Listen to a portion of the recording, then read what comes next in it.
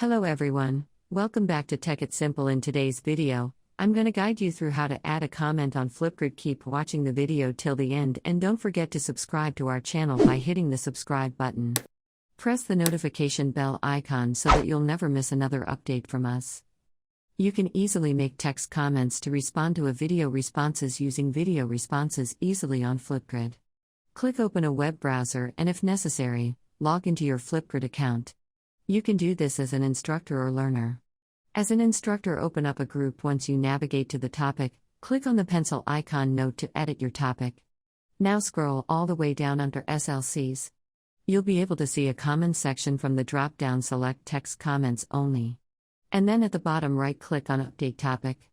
Now by default, comments will be set to text and video comments. On this, the default topic settings have been set. Now let me show you how to create a comment as a learner. Click on enter a join code from your home screen or Flipgrid into the join code in the text box and click on go.